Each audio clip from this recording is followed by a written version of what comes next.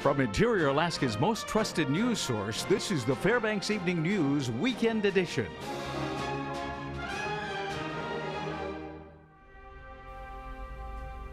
Good evening, everyone. Welcome into the Saturday edition of the Fbx Evening News. I'm Mike Schultz. Katie Looper has the evening off.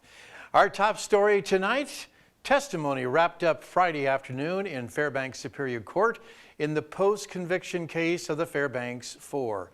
Kevin Peace, Eugene Vint, Marvin Roberts, and George Fries have been in jail for nearly 18 years after being convicted of the 1997 murder of Fairbanks teenager John Hartman. Last week, the month-long trial began with witnesses taking to the stand to corroborate a confession by Bill Holmes, a former Fairbanks man and inmate in a California state prison. Holmes has implicated himself and Jason Wallace in the murder of Hartman. Last week, others testified they held the same secret. Friday afternoon, Arlo Olson, the state's star witness in the four men's original trials, appeared by way of taped deposition. In that deposition, he recanted his original testimony and claimed he was coerced by detectives Aaron Ring and prosecutor Jeff O'Brien. He now claims he believes the men are innocent of the murder. I couldn't see I couldn't see who it was, honestly. Okay. And how long did that last, the assault? Not very long. It was pretty fast? Yeah. And could you hear anything? Give me your money. I remember hearing that, but I was way far away. I spent 18 years trying to forget this. Yeah. And that's what I told Detective Aaron Ring, and he kept saying it had to have been a two-door blue car. Marvin Roberts only drives a two-door blue car, and he brought me up to the garage and showed me the car. And that's how that went. But Trial will continue Monday morning with more testimony from the team of lawyers representing the Fairbanks Four. The battle over what's legal and what isn't as far as marijuana is concerned continued in Anchorage yesterday. Grand jury indictments were handed down against 3 businesses selling the drug. Nikki Carvajal at KTUU, our sister station in Anchorage, was in the courtroom Friday for the proceedings. The 3 marijuana-based business owners were together in an Anchorage courtroom for the first time today, but only Charlene Egby, known on TV as Charlo Green, was formally in front of a district court judge. The others still seem to be trying to make sense of the charges. Yes, yes! It's been a strange journey for some supporters of legal marijuana. According to Rocky Burns, owner of Discreet Deliveries, election night celebrations meant one thing. It's legal to buy and sell marijuana right now. But Burns, along with Michael Kreitz from Absolutely Chronic Delivery and Charlene Egby with the Alaska Cannabis Club, now stand indicted by a grand jury. They don't all admit to selling the drug, but Burns says the business he's facing felony charges for is still up and running. Have you done anything illegal? No, not one thing. Nothing illegal. It's quite the opposite. The police are illegal. The Marijuana Control Board is illegal. The debate over what's legal came right to the courtroom, in more ways than one. Can I take my medication before so I could speak, Your Honor? Yes. This here is a mixture of Bacardi 151 and marijuana infused. It sits in the freezer for 9 weeks. Jonathan Shoemaker, a veteran and medical marijuana card holder, openly ingesting the substance in front of a district court judge. He says to help with his severe Tourette's syndrome. Before I took this, I couldn't get out my name. And now I could have a beautiful conversation.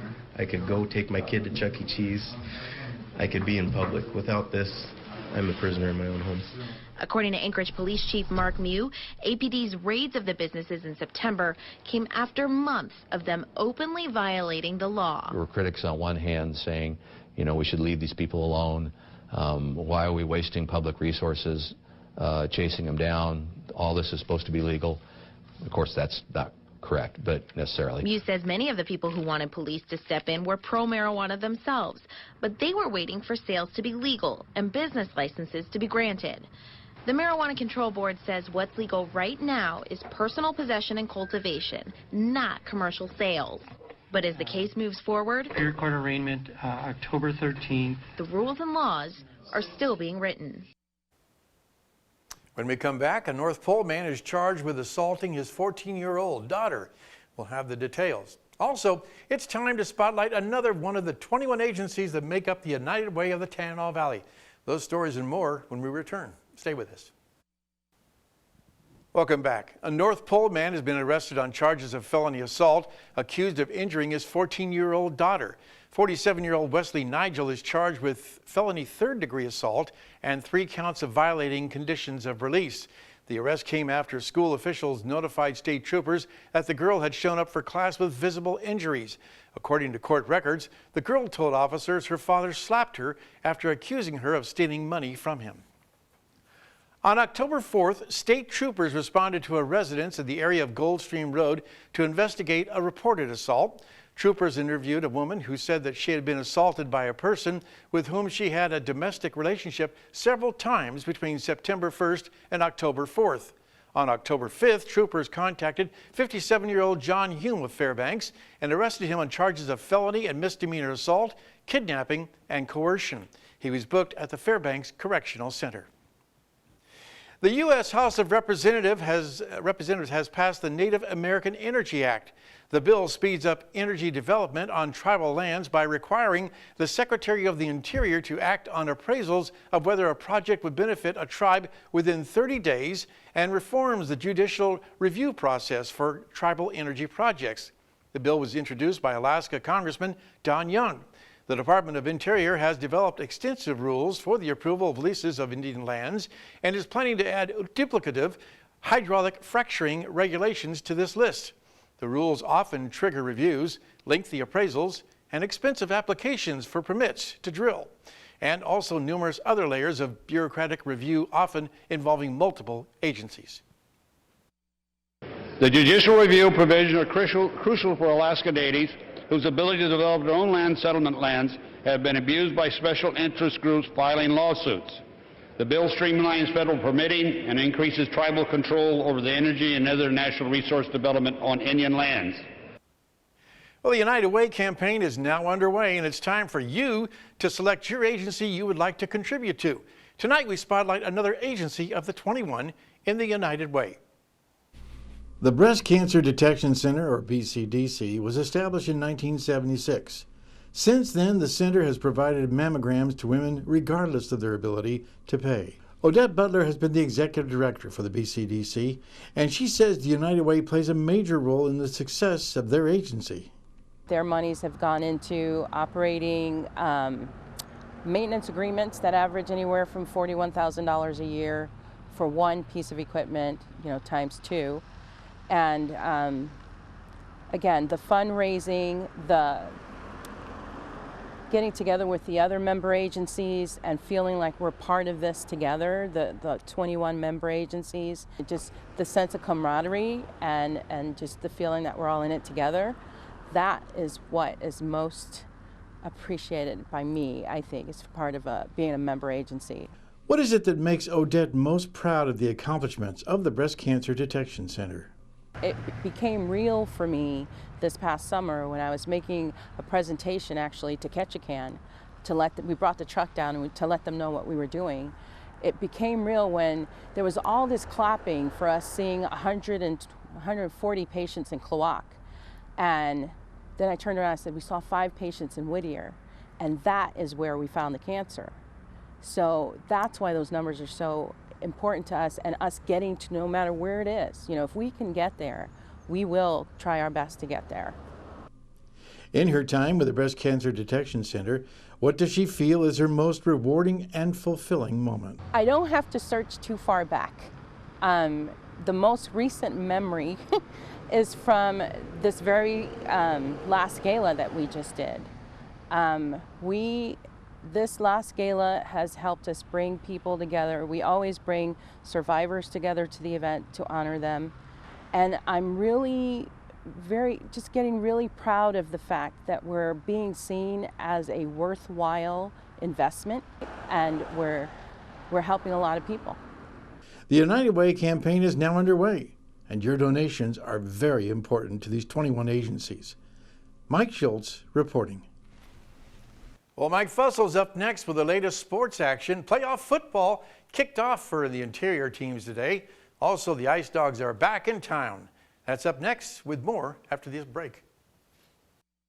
And welcome back, Interior sports fans. Mike Fussell here with your latest local action. Alaskan athletes are keeping very busy this weekend. The state high school tennis tournament is wrapping up today, and some of the results have already come in. West Valley's Jared Lees was gunning for his first ever state title, but he fell short earlier today. South's Joseph Hemry got the upper hand in 2 sets, 6-4 and 6-1. But mixed doubles was full of Interior teams. Trent Chu and Teresa Sample are now state champions. The West Valley duo won in 2 sets earlier today. And Lathrop's James Kardash and Rachel Jordan grabbed the bronze medal as well. And the Eielson Ravens are also getting a taste of the postseason. They hosted the Homer Mariners for the first round of the ASAA Small School State Football Playoffs. The two teams met up earlier in the year. Eielson took that game by a significant margin. This time around, their dominance only grew. The Ravens shut out Homer 62-0, scoring on both sides of the ball. Caleb Dunlap turned on the Jets for more than 5 touchdowns, and Andrew North grabbed 2 interceptions, taking one back to the house.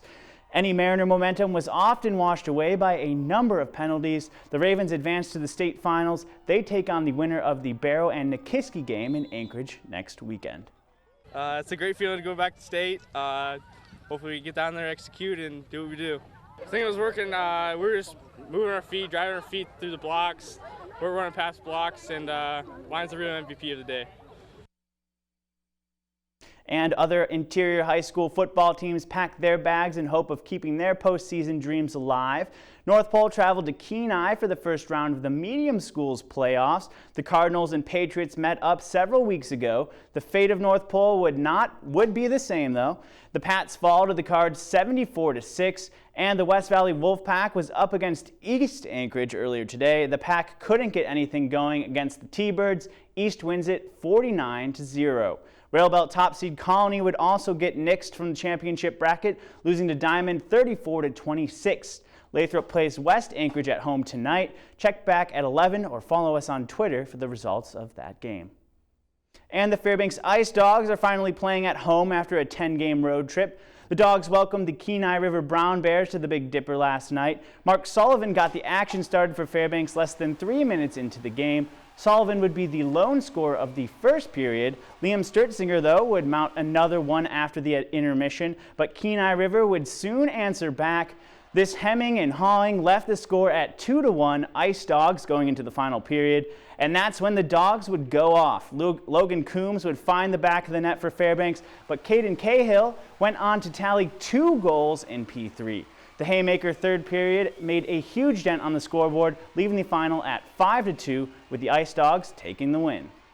Well, I don't know. It was kind of a whirlwind. I thought we were decent in the first period, not very good in the second, and came out with some more energy and jump in the third. So it's kind of a tale of 3 different periods for us. So I think guys found out that once they got the puck inside the dots, they became more effective offensive players in the third period, and that was the difference for us. And the Alaska Nanooks hockey team is at the Sullivan Arena in Anchorage for the Kendall Hockey Classic. The first opponent to take shots at the Nooks yesterday evening was St. Cloud State. The Minnesota team would get fired up from the get-go. The Blizzards scored just 2 minutes into the game and would add another before time expired in the first period. That gave them a comfortable 2-0 lead after 1. UAF would try to get back in it, but the Nooks had no luck slipping the puck past the pipes.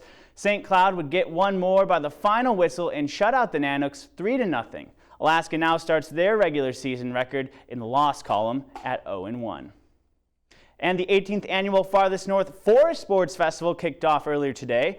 Folks from the interior came out in their flannel jackets and trapper hats to partake in the event that included log rolling, axe throwing, fire building, and much more. The event started at the Fairbanks Experimental Farm Fields, then moved over to Blaine Lake, where competitors built fire to boil soapy water. Whoever could boil the water quickest got the win.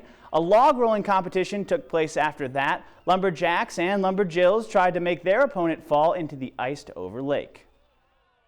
All right, and that about brings us to the buzzer for sports tonight. Don't forget to log on to Twitter and follow us at KTVF11 Sports for our latest updates. Mike Schultz has your weather forecast coming up next. Thanks for checking in, and we'll see you next weekend.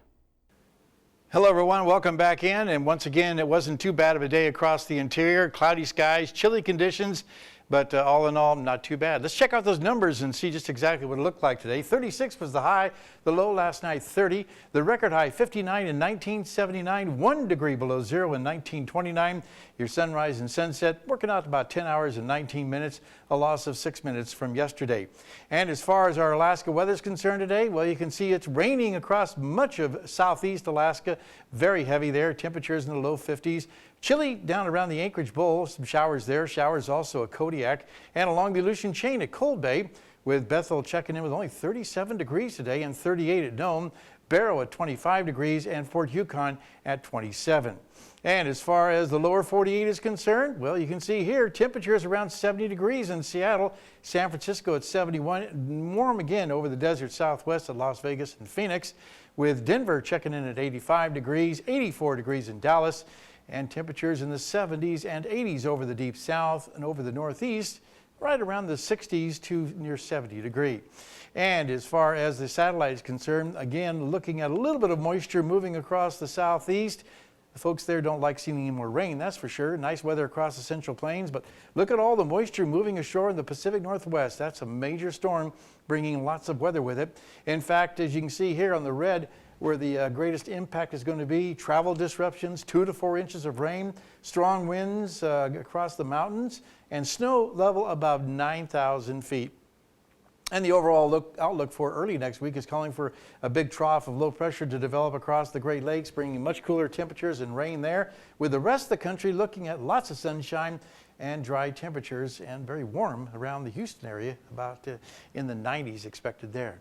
All right, as far as Alaska is concerned tomorrow, northern sections, cloudy skies at Barrow, isolated showers for Nome, partly cloudy skies in Fort Yukon.